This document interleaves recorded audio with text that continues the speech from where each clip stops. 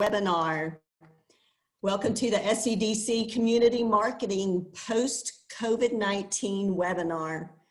This is the second webinar of this topic, as it's such a hot topic at this time, and the Education Committee felt it warranted a second round of panelists to further discuss the topic. We've all discovered flexibility is a requirement in this day and time, and community economic development professionals are having to adjust their existing services and refocus their marketing efforts. So this webinar will feature members with creative marketing ideas to help us best promote our communities because of the pandemic. And we'll get answers to questions such as, how should we be marketing differently? How to make the best use of newly limited budgets, which all of us have those these days, it seems like. What is the new messaging positioning for our communities? How do we prevent digital marketing overload? And how can we do or differentiate our communities digitally? We have a wonderful panel here today that have volunteered their time to serve SEDC, and we truly appreciate their support in being here today. So first we have Amanda Chalendra. Amanda is a native of Augusta, Georgia, and is an economic development and a site selection specialist who specializes in corporate recruitment and strategy negotiations for Google Inc. in the past. She is managing partner with Pendleton Consulting Group in Atlanta and provides economic development planning and community development services. And she advises both corporations and public entities. She previously worked with the city of Atlanta and the state of Georgia. During her tenure at Georgia, she had recruitment successes that included Mercedes-Benz, corporate headquarters, Kia Motors, and an impressive list of health and IT firms. And Amanda earned her bachelor's degree from Wake Forest University and a master's of science from Georgia Tech, where she was a MacArthur Fellow. She currently serves on the advisory board of Georgia Tech School of Public Policy. So thank you for joining us, Amanda. Thank you. Our next panelist is Colleen Walton with Brand Acceleration. Was scheduled to be a panelist today. However, some unforeseen circumstances came up and she's unable to join us today. However, we are thankful that Jim Walton has graciously volunteered to join us today and take her place. So thank you, Jim, for that. We appreciate you so much. So let me tell you about Jim. With Brand Acceleration, he has more than 3 decades of experience in economic development, brand marketing. He is widely regarded as one of the nation's leading experts in economic development marketing and talent attraction, and is regularly invited to share his knowledge about community branding and location marketing at conferences and meetings. He's been active in many state, regional, and national economic development organizations and is currently the marketing instructor at the Indiana Basic Economic Development course, the Ohio Basic Economic Development course, and the Arkansas Economic Development and Chamber Executive Basic course. Busy man teaching new economic developers. Next, we have Stevie Field Chavez with GIS Planning. Stevie is a native of Southern California and handles sales of Zoom Prospector Enterprise and the new intelligent components for GIS planning. She's over 17 years of experience in economic development and has worked in commercial real estate, construction, lead generation for economic development, including most recently ROI research on investment. She studied business administration at Ashford University. She lives in South Carolina with her husband, James.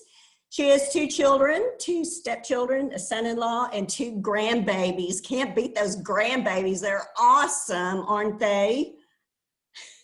Yes. And next we have Mark with Marketing Alliance. Mark is a military veteran who serves as the Mississippi National Guard Marketing Director for 21 years before transitioning to the private sector and to Marketing Alliance over 11 years ago. In his downtime, Mark is a singer and guitarist, jamming with various musical groups and venues and living rooms throughout the Jackson area. He's happily married to Jenny. Mark's proudest accomplishment is helping raise their 2 children into wonderful young adults, and his not so secret passion is the New Orleans Saints. All right, so welcome panelists. I'm so glad you're here with us today. So let me give our audience kind of a overview of what the flow of our presentations today.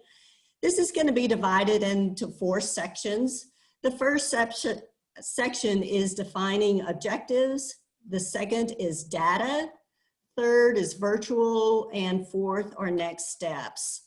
So in the defining objectives, we'll start with that one.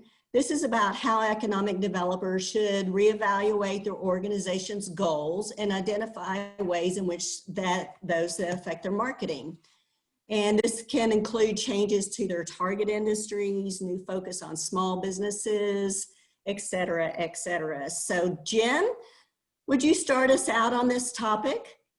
I'd be glad to. I mean, defining the objectives, that's probably the most important thing that communities need to do right now. I mean, with post-COVID, I'm trying to figure out how to get those words in that we're going to drink to, Stevie. With the post-COVID situation, a lot of communities have seen big change. And so some communities might need to go back to what we were doing a year ago, and that's focus entirely on jobs attraction. Some communities are seeing a comeback that's so rapid that they're having to pivot and focus on resident attraction.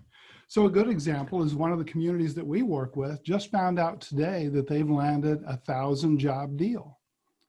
Now they've seen their unemployment rate drop so rapidly over the last 4 or 5 months that they know that by the end of the year, they're going to have to start looking at talent attraction. That's going to be a big thing for them. So my recommendation for communities is to really look out 6 months, 12 months, 18 months, and try to do some crystal balling and say, what is our situation going to be then? And then set some goals based on that. So jobs attraction versus workforce attraction. And then we also recommend that people set some realistic goals. So for example, if you're in a small community of 12,000 people, don't say, well, I want to be like Charlotte. I mean, you're not Charlotte and you're not going to be Charlotte. Pick a community that is closer to your size and closer to your style. And then choose some of the things about those communities that you like. And then look aspirationally about what you want to become and what you're trying to do. So that would be my starting point with defining the objectives. But after that, everything is going to come out of those objectives. Very good. Anybody else want to jump in on that? If not, we're going to move to the... Okay, go ahead. Yeah, Mark. I will. It's interesting. One of the things I think we all saw initially when COVID became a very real and obvious problem is that everybody was talking BR&E, business retention and expansion, but not so much expansion, but about business retention and protecting the jobs that they had. And those that had done a good job in advance of that were positioned well to help their employers, and they had good relationships. Fortunately, I'm not referring to anyone specifically, but there were some that had to go and develop a BR&E program at the last second, and that was one of the biggest problems that we heard about and that we are aware of, is being able to take care of the jobs that you could salvage and help. And sometimes it was just making sure that if they needed resources, you could put resources there. And so it's just communication, like so much of what is done in marketing and economic development. It's just communicating with people and understanding what their needs are. So the biggest thing that we saw, and of course initially, as far as marketing went, our experience was everybody froze. Everybody stopped, and they weren't sure what their budget was going to be like, if they still had a budget. Some of them, we have one client that the county notified them that they had lost 100% of their budget.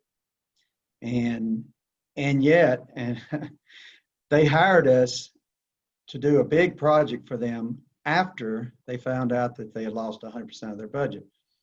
And the guy said to me, he said, now's the perfect time to be planning to do some marketing. He said, what better time to do this than right now? He said, I know this is going to take months to get everything we need to do ready. He said, I want to be ready when we come out the other end of this. And so that was a great foresight that other folks didn't have the luxury of doing. And then we had a lot of campaigns that were paused. And the biggest reason, like in digital marketing, is there was just so much noise. Everybody was promoting, as well they should, something related to COVID. And it wasn't business attraction or talent attraction or any of that. And so we just said, you can't compete with all the noise right now. There's so much messaging going out. But now, 6 months later, it's somewhat business as usual. I mean, a lot of it's returned, and it's been good to see. And fortunately, Jim was talking about the community that just landed 1,000 jobs.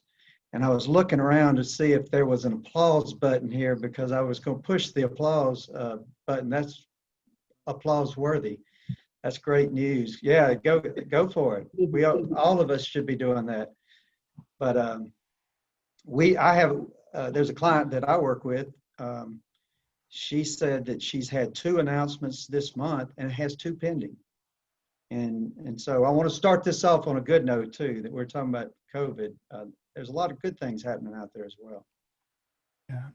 Yeah, and I think to that point, it's just important to remind everybody that it's okay to pare down those goals and to put some of the things that were in your strategic plan to the side right now, or your marketing plan. Maybe part of that goes to the side. We work with a community that literally just launched an international program within their scope, and now can't really act on any of the things that they had planned to do. And it's just important for them and for all of us to remember that this is not permanent. We don't know what lies ahead, but just because you have to put something in a secondary priority position, it's okay. And really make sure that if you had 10 things that you looked at as strategic objectives or goals, it's okay if 4 or 5 of those rise to the top right now, and the others can wait. Nobody is going to hold you accountable for something that literally we cannot get on planes and fly to certain countries. So it's okay. I think it's also important what's happened in the transition of all of just late March, early April, is it bubbles up where the holes are. So all of these things that you really should have been working on before getting ready, when you're out of the office and you're not in your office any longer, and now we're depending on our websites to deliver, it really kind of surfaces to the top on the things that you really need to pay attention to. What is my plan? How am I going to answer these questions when I'm not in the office? How am I going to market my community when I can't be out there marketing? And so, I prioritize, put a list together. It's really, you're already late to the game in getting some of this stuff done, but it's not knowing what our future is. I don't think it's ever too late to really get in there and roll your sleeves up and get busy, checking off those boxes. All right. I think there were some communities that were just like deer in the headlights. And that's when you found out who the true, winners and losers are. There were those communities, I think, like Mark said, that they just plowed forward, they just kept going. And then there were those that hunkered down, went home, and you didn't see them for weeks. And then you find out that nothing's happening. It's like, oh my gosh, this is the time to work harder, to market harder, right, Mark? I mean, not market less, it's the time to market harder. And I felt bad for some of those communities that just hunkered down and withered away. It's like, oh, you're gonna get shown the door. Very good. Thank you. Before we go on to the next section, if those in the audience, if you have any questions, just put them in the Q&A down there. And as we go through, we'll try to answer questions or at the end, but please feel free to put those questions there as we go through. All right, our next section is the data section. So this is information about data on ED websites. So Stevie, would you start us out on that? Absolutely, I'd love to. So data, for those of you who know me, I'm very passionate about data and data sources and the way data is presented. As we were just talking about, it's so important that your website is ready and can answer questions for your website visitors when you're not in the office. There are certain things that you'll hear me repeat several times. For instance, info@abccommunity.com doesn't work anymore. Give me a phone number and an email, a direct email to you now has been a great lesson in the value of having the ability for someone to reach out and contact you directly. Not only just an office number, but a cell phone number. That's what we're in the business for, is answering questions. And so when you're not in the office answering your telephone, you need to be able to get these calls directly. For data, I think it's important to have multiple levels of data on your website. Your demographic information is always super important. You know, your basic wage and salary information is important. Keep your data interactive as much as you can. Keep your data interactive. It's not just about the data you want the visitors to see, it's the data that's important to them in their business making decision that is going to help drive them to the next stage. If you have interactive data, please source your data. I would like a source and a date. So I know that this data is current and, you know, Q4 2019 or Q2 2020. Let's know that we can actually think, all right, we can hang our hat on some of this data that we've been able to gather, rather than just whatever could be created on a PDF document that you may have on your website. You lose credibility so fast when your data is old and outdated and it's not sourced properly. Also, I think it's important to have business data. So your businesses are able to see those that are looking at your community, those that are in your community, where are my competitors located? Where are my suppliers located? Where are those underserved areas where I might consider expansion or relocation of my business? So, and be able to show data in different formats. So it's not even just a report form of a bunch of numbers, but I can maybe see this in a chart or a graph, or I can see it in heat signature. And so it's able to speak to multiple users and how they absorb data. I'm more of a visual person, so I like to see it in different formats. Those are just a couple of my, you know, just basic. Anybody can apply those now. You don't really even need to spend any money as long as it's done well. I'm so curious in what the other panelists think about data. So I have go ahead, Mark. What Stevie was saying about don't just show the data that you think they want to see. One of the things that we have emphasized is you need to put the data out there, because if somebody's shopping you and you can't deliver what they need, you're creating work for yourself if they contact you to find it out and then find out you're not a good fit for them. So sometimes we have a lot of, I mean, I think all of us, I'm sure at some point have had clients that say, I don't want to put that out there because it doesn't look good. And I say, well, would it be a deal breaker? And they say, yeah.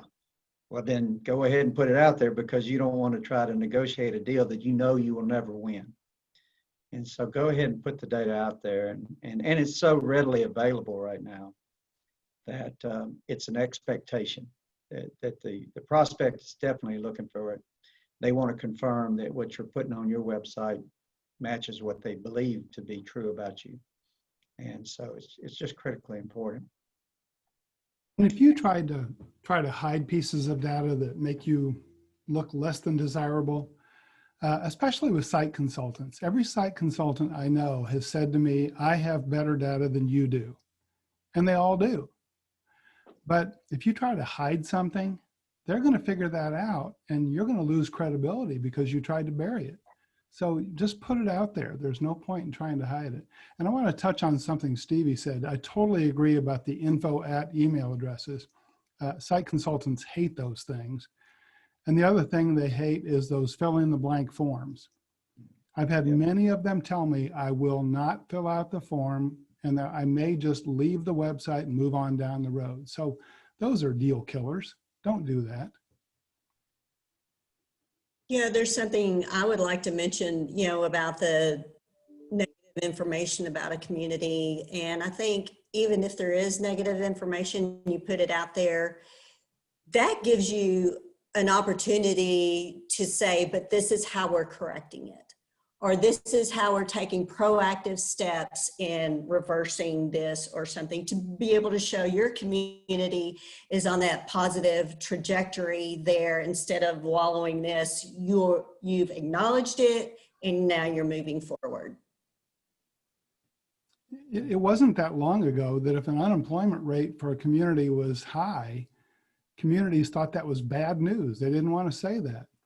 Today, when your unemployment rate is a little higher than the county down the road, what that says to a site consultant is you have available workforce. Exactly. So bad is good. Who knows? We got to pivot, right, Stevie? Drink. I should have brought a beer. It's just important to be accurate, be truthful. In my notes, I said, don't lie, ! Not sharing it. You hear communities fudging the numbers. That information, you're going to lose credibility, because if you just can't hide it, the information is going to bubble up. So, be updated, actually source, no info at, these are all small changes that can be implemented immediately with little to no expense that make your website so much more credible. Something else I have learned as an economic developer and sitting in on many sessions with site selectors is one thing, the kind of data that communities have that site selectors don't have is that local data. Building permit activity, that tells a really big story about what's going on in your community. And that's something I would think is a good idea for communities, is try to focus on that local information and put it out there to help tell your story that, like I said, site selectors don't have access to that, but you do, and that's your value. You can do so much now with map layers. You can show, you're just like you were talking about the local community information.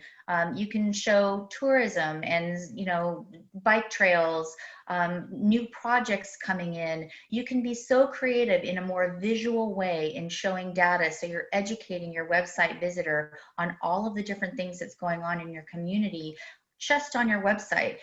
And, we've all learned over the past handful of months, and we're not in our office to answer our phones. So if our website isn't going to do it, which is the go-to, you do it, I do it, it's on our iPhones, our iPads, our iWatches, our everything, the websites, that's the first thing we're going to go to check something out. So why wouldn't yours be in the best shape it could possibly be? You're already too late to the game, but you still have time. And we're getting into that season where things kind of slow down a little bit, and you get Thanksgiving and holidays and such. It's an excellent time to get this kind of thing done. Let's hit 2021 with that whole new spirit of going in with gusto, sleeves rolled up, 2020.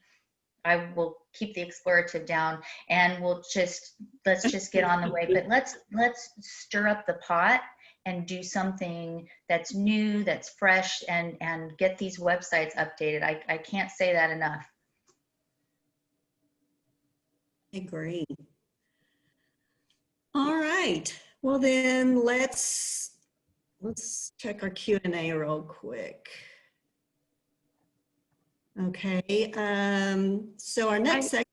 And Karen, I did see the comment about the info at and phishing emails. And one thing that a few people that I work with have done, and I think it works really well, is make sure that perhaps you have to click to get that person's direct email so that it's not just easily on the website. The other thing that you can do is put everyone's beginning handle. So I would be a Chalendra at, and then at the top say, you know, all email addresses, the domain is pendletolatlanta.com. So you still know, to Stevie's point and others, that you are emailing somebody directly. You're emailing Amanda Chalendra, you're not emailing info at, but you don't have to put your full web email address or web link on there, because that is a tough thing. And I know a lot of companies, and especially some of us that are, you know, smaller organizations, smaller EDOs and businesses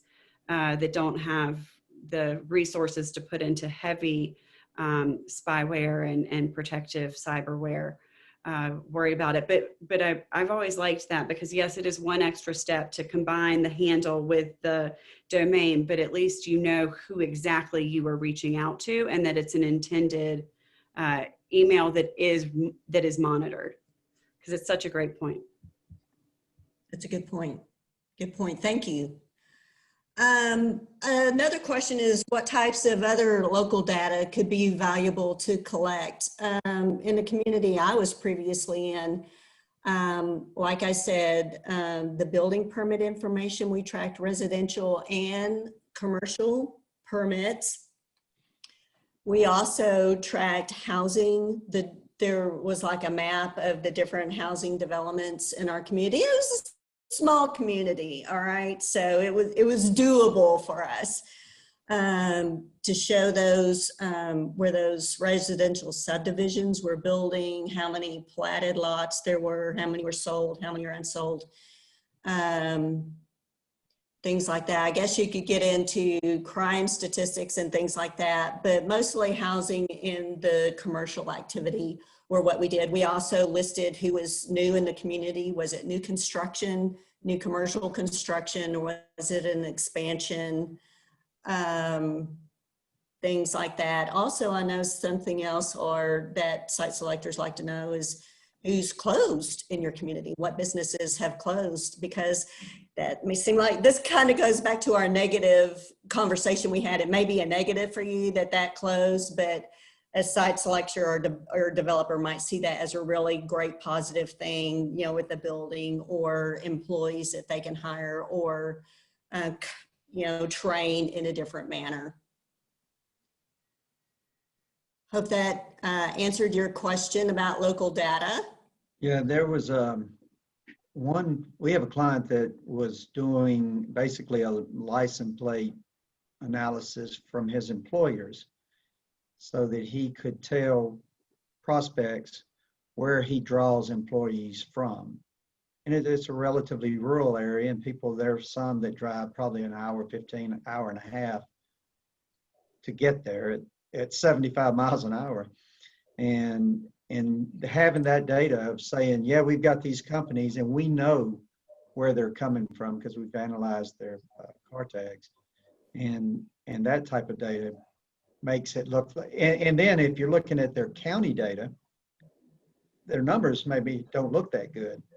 But if you look at the fact that they're drawing from literally an hour and a half away, then their numbers look a lot better. Very good. Thank I you. think I'd like to add to that too, real quick. I think talent data is really important to be able to show these are the learning institutions that we have in our community. These are the graduates that we have coming out with which degree they're graduating with. It kind of reinforces that there is the talent there for your company. And business data. I mean, Karen, you hit the nail on the head. Not only what businesses are there, and let me find out, I'd like to know exactly what businesses are there. I want to, you know, where are they? What type of business are they? It'd be nice to see visually on a map where they are, so I can see, as we talked about earlier, those underserved areas or those areas where, you know, your competitors are. But who's open, who has mask requirements, who is going to be open. You know, unfortunately, this, you know, oh, I'm going to have to say it. You know, COVID has taught us that we're going to have to really start thinking about the now and what type of information is current and now. And it's up to us as the economic developers of our community or our chamber representatives to have that information and be that source, that resource. So, and for all of you at home, just so you know, I had said something about if you hear the word pivot, new normal, we talked about COVID, you had to drink, but I did not pour a beverage before this call. And so that's what all of that is about. So welcome into the secret next time we bring cocktails. We're virtually drinking over here. Virtually drinking, yes. All right, well, in that same virtual vein, let's go to the next section, which is virtual. And in this section, we're talking about selling whenever you can't do an in-person site visit. You know, we need to discuss virtual tours and virtual presentations. So Amanda, could you kick that off and kind of tell us a little bit about that? Yeah, so if we could all actually see one another, if we were sitting in a room, I would probably, and not virtual. So Stevie, you've got one more drink that you've got to take in a moment. I would ask who all has a favorite virtual platform.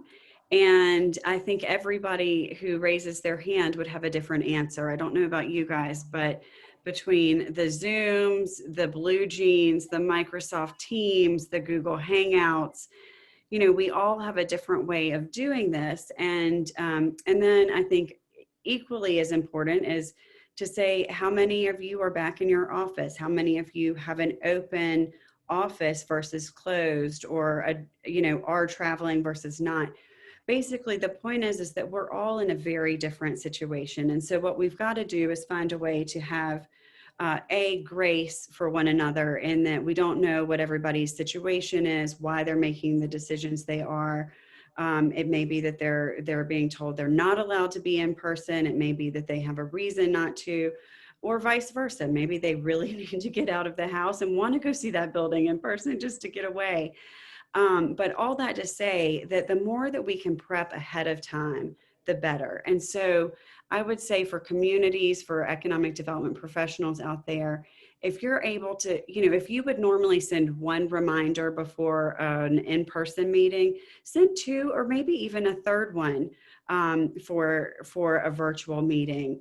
If you're only sending things over email, consider sending the video link over text so that someone can pull it up on the phone. And just make sure that both for the pre and the follow-up to a virtual meeting or virtual tour, that you really think about the fact that you may be using a platform that somebody isn't as accustomed to. And so the more that you can prep everyone and give them those details, the better. You know, and then just think creatively. I mean, which we're all doing already, but you know, we've done some tours here in Georgia, in the metro Atlanta area, for clients where everybody unfortunately is in a separate vehicle, but we're all on a conference call together, and we're all, you know, so we can wave at one another, and we're circling buildings or seeing buildings, but we're not exposing one another.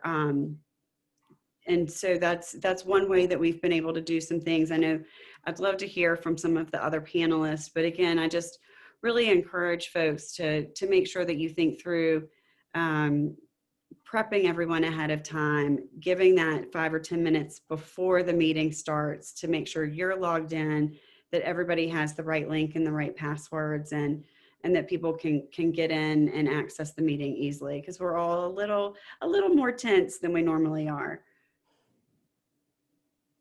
Aren't all meetings supposed to start with, I can see your lips moving, or hit the volume, hit the mute button. Right. Can you hear me? Can you see my screen? Oh, yes. Yeah.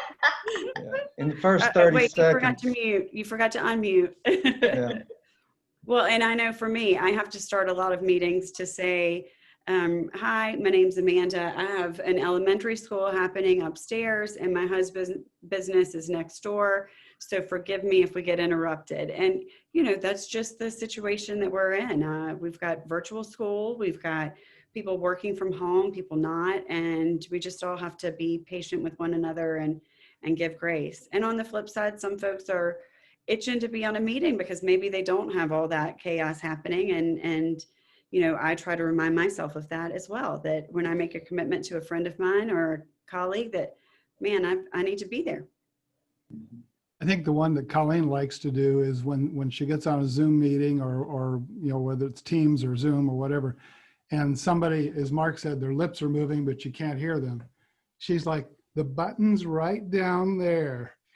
Find that button right there. That's the way you turn your microphone on. I think for I have a communities, question. oh, No, go ahead, Stevie. I think for communities, it's also important to, as virtual tours and virtual conference platforms and meeting platforms are all the thing right now, is there are ways that you can showcase your community in a more virtual way. I know we've developed some tools on that. I'm sure others have as well, where you can actually take people on, you know, a tour. You can show them where it is on a map. You can have all of the fantastic photos and the demographic information and all of the questions answered on each tab. There's ways that you can walk people through your community in a virtual flyer of sorts. And so those are really helpful. I know that the 360 Google tour is super helpful right now. It gives you more of a visual on ground. There are, you know, different, you know, drones I think are super. Boy, if you're a drone pilot, you're kind of in the money right now. That was, I mean, who knew that was going to be such a thing? If somebody said, this is something you really need to look at one day, I wouldn't have known what they were talking about. But so there are tons of different ways. Be creative so you can take people through a tour of your community without them having to leave their home. I think that's also, the virtual thing has been very important for that. And we kind of, So in doing that virtual tour, is that something that economic developer has to hire a professional photographer to come out and, you know, kind of what's the logistics of that and how costly is that? It seems like it would be terribly costly to have to get someone to do that just to showcase a building, or is that something you can use photos from a brochure? You can use multiple different photos. I'm sorry, there's tons of things available online, and with our marketing professionals here, I know there's, you know, a couple of us here that do this, and so we can help walk you through how to do that and do it very economically and still look very professional. Mark, go ahead. I was going to say, well, first off, I was going to make a joke that terribly expensive was a tagline we tried and it didn't work. So, but the main thing, we've been actually doing virtual meetings for 10 years.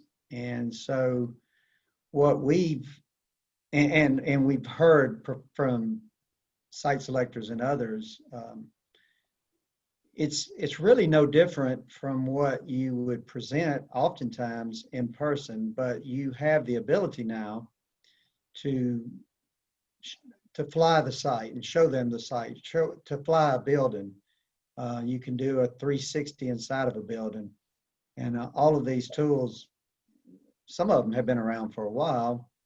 But we kind of caution our clients is don't let the technology get in the way of the message. And so there's you know, we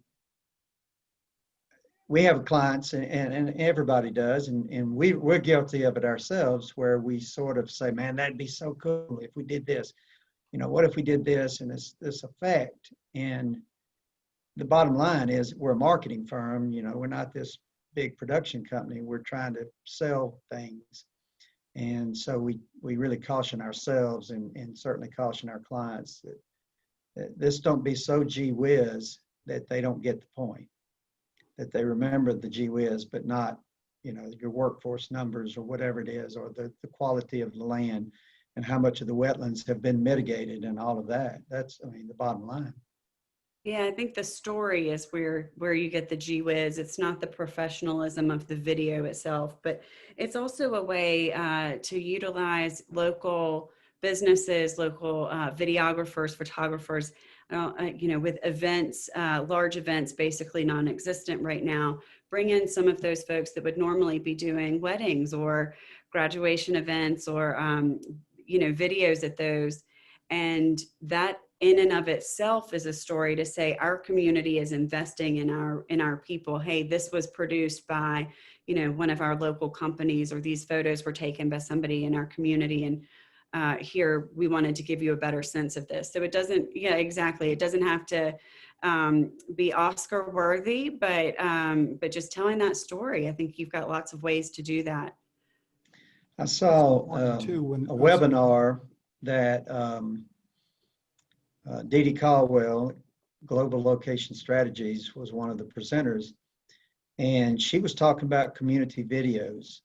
And I've been here long enough that I remember back 8 or 9 years ago when they SEDC did a survey of site selectors, and they ranked what they thought worked and didn't work, and video was absolutely at the bottom. I mean, there were like 15 marketing tools, and video was at the bottom. Fast forward 8 years, at the top, and their appetite for in a COVID era, where they can't experience your quality of life necessarily right off the bat, and so they need some way to see it. And so that is exactly what Amanda was talking about, the storytelling. That's one place you can certainly tell the story, is inside of a good video, and keep it brief.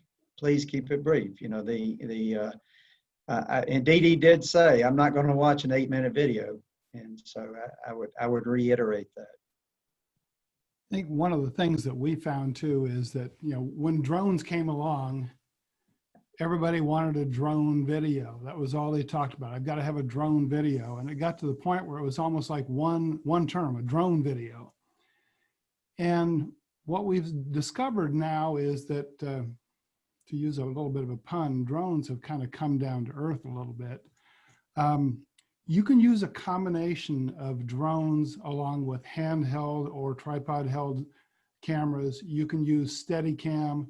It doesn't all have to be a drone, but the way you edit it together and piece it together, including professionally written and voiced voiceover, you can use all of that to tell your story. Simply flying a drone over a building and playing some music, I mean, that's over. That's not enough. You got to tell your story. And then if you're going to show things, for example, flying high and showing the interstates and showing, you know, other things, label them on the video so people know this is I-95 right over here. It's not just a road with a bunch of cars on it. So tell people what they're seeing, because they're not from your community and they may not recognize it. So be ready to label it and show them what it is. I would also recommend stay meaty. You know, the fluffy stuff is fine, I remember I did that in my organization 20 years ago, all the big fluffy quality of life video.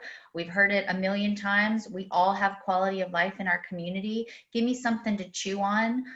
You know, if it's about an industrial park or some of the really creative things that you have in your community, some of the new ongoing projects that you have in your community, give me something to chew on that's going to mean something and help me lean in the direction. And on expense, Amanda, you had such a great point about using local. A lot of us have learning institutions in our communities, and there's always programs on photography and videography and marketing. It's a great opportunity to work with your local college or technical school for someone who wants maybe photo credit for going out in the community and taking some interesting pictures of certain things. It's certainly a way to help mold a young career and gets, you know, and very inexpensively, and still get quality from someone who knows what they're doing. And you can do that alongside other marketing firms like mine or Mark's. We're working on a project with a community right now where we're using the community college videography department. They're doing all of the shooting and all the production, and we're doing all the directing.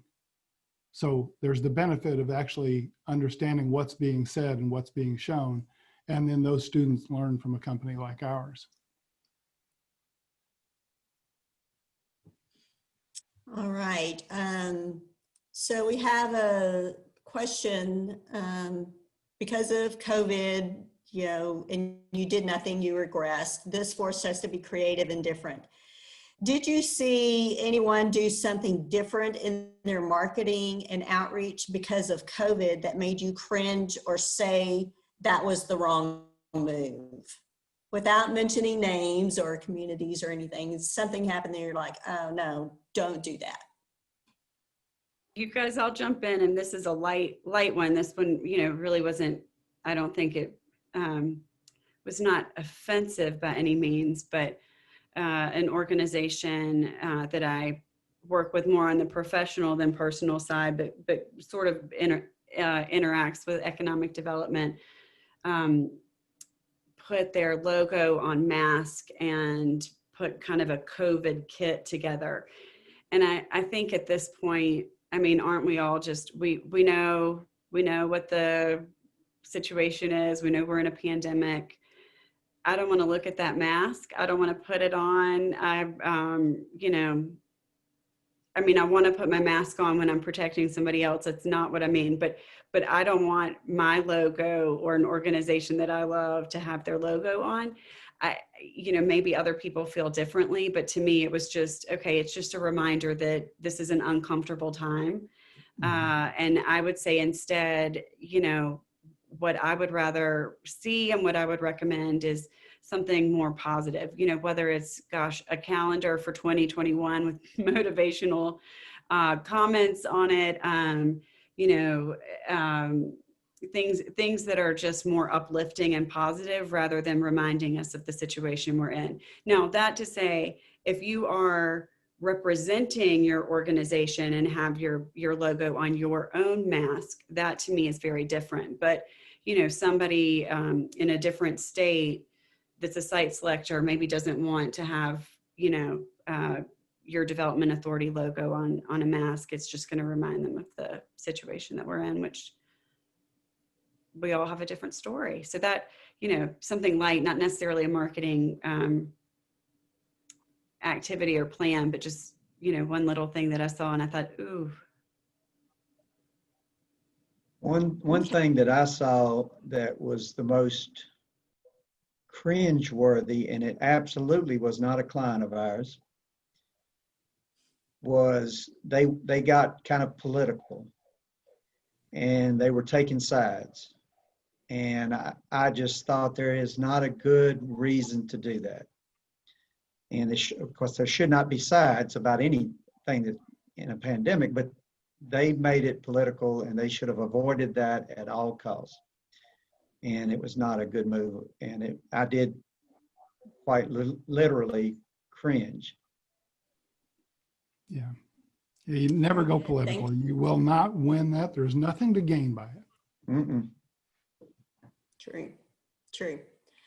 All right, we have a couple of comments from David. He said they contracted to do a virtual walkthrough of a building, and it had the technology that not only could you walk anyway, but you could measure areas, and the cost was only $2,300. Also, another comment said that our electric utility offers drone videography for communities. So I have one for Jim. It says, please reiterate your frequent point about including a state name on marketing materials. Through a recent trade publication and counted 10 ads without a reference to the state the community was located in. This is a waste of advertising dollars and malpractice on the part of the person selling the ad. Yeah, that's something that comes up every time. Colleen wrote an article about that about 2 or 3 years ago, and it's on our blog, on our website. You can go see. And the title of the article was "Put Your Freaking State Name on Everything." So if you have a county or a city with a name like Columbus or Washington, you're not the only one with that name. So when you open up your website and at the top of it, it says Washington County EDA, well, the first thing that people ask is, which one? So always above the fold, as we use in print terms, put your state name either on your logo or on the copy or on the headline. Make sure your state name is everywhere. And whoever sent that in, thank you. It might have been Colleen. But I remember once going into a community and they're like, look at our new logo. And I looked at it and it's like, yeah, you've got the same town name as about 30 other towns in the US. And you need to put your logo on, or your state on there. And a map is always helpful, because even if you know where you are in that state, because you've identified your county and your state, somebody else may not know where you are. I mean, from being from Southern California, I could say I was Southwest Riverside County and nobody knew what state that was in. They didn't know where in this, is that by San Francisco? Are you by San Diego? And so we had to really kind of work on a new branding statement, as well as incorporate a map with all of our materials, so you could look at it and immediately see where in the state we were in. And for those who market internationally, I mean, that it's even more of a mystery over there. You know, I could say South Carolina, but they're not exactly sure where South Carolina is in respect to any of the other states. So I think maps are super important with that as well. That's a great point, Stevie. And you made the one about foreign visitors to your website. If they look at that, they may not know where your state is, let alone your county. Right. So always start with a US map that shows where they are so they can drill down. And it brings up another subject we've talked about before too. Don't use the shape of your state or your county in your logo. Because have you ever seen those man on the street things where I think Jay Leno used to do those, where they would take a map out and ask people to label the states? Even people in the US don't know where your state is. Don't expect foreigners to know what that shape represents. You know, it's just a bad plan. All right, so we're kind of running out of time. So let's get to our last section, and that is next steps. And this section is about driving traffic to the website. So Mark, do you have any input or ideas about that? Well, the first thing I would say, and I heard Melissa Medley, who unfortunately died back in January, I think I heard her say it, and she was a much more intelligent person than me. She said it's about process, not product. And that's always true. And one thing I learned, and I've been here a little while, don't fall in love with your product. You know, always focus on the process. And so for us, we do a lot of websites, but at some point, websites either will be commoditized or something will replace them. And so what we just always try to start with is, you know, what's the goal? Where are they trying to get? Who is their market? And just if fixing the website is right now one of the most important things they can do, because that's where people are going to shop and that's where they're going to find out the most about you. And it obviously is a site elimination process. If a site selector's got 50 cities they have to look at, they're not going to make 50 virtual meetings with 50 communities. They're going to eliminate some, and they're going to eliminate them by their website for the most part. Now, the ones that, like Jim was talking about, the ones that, or maybe it was, I'm not sure who it was now, talking about the fill in the forms, or they don't put their contact information. I think Stevie was talking about that. They make it easy for site selectors, because if they can't find out a name of a economic developer off of the website, then that just, in their mind, all 50 towns are equal, because they came up and they did a big research of their data and it spit out 50 towns where they're all equal. So they're having to eliminate them. And if you won't give them your contact information, that's a great way to eliminate you. And so we just sort of pull back and say, what is the goal here? And then we think about it more from a process standpoint than a product. And oftentimes, and we're all, of course, we're in business, and so oftentimes they come to us and they say they want a website. We don't try to sell them a video. If they want a website and need a website, then that's what we focus on. But if they ask us, what do I need to do? Then we say, oh, well, what are you trying to accomplish? What's your product? What do you have? Do you have sites, buildings, greenfield, brownfield, whatever? And we have that discussion. Who is it ideal for? What industries are in your area? And then we start putting together a marketing plan based on that. Who are they trying to target? But at best, we try to focus on process over product. Very good. I think it's, if I can jump in, I think it is super important. I get really passionate about all of this. I think it's really important to make your website work for you. It could be like another staff person in the questions and the answers that you provide to the people who are visiting your website, whether when we go back to data, as we were talking about earlier. I know that we have on our website, it's called Drift. And so we're able to actually in real time talk to the people who are on our website. There's a series of questions that people can click a box. No, I don't want to talk to anybody. I need support. Here's support's information right away. I'm interested in talking to sales. And so we're able to jump in and talk to these people right away. Use your analytics. Your analytics, I think, tell you so much about what's happening on your website. What page are they coming in on? How do they find you? What page are they leading on? Are they leaving on the same page every time? If so, stir that pot right up and let's put something different on that page. Is your information easy to find? 2 clicks or less. And Mark and Jim, y'all may have a different idea on that. I'm a 2-click or less, or I'm already bored. And if I have to hunt and peck for it, and I'm just going to go on to something else and try and find another site that will have my information.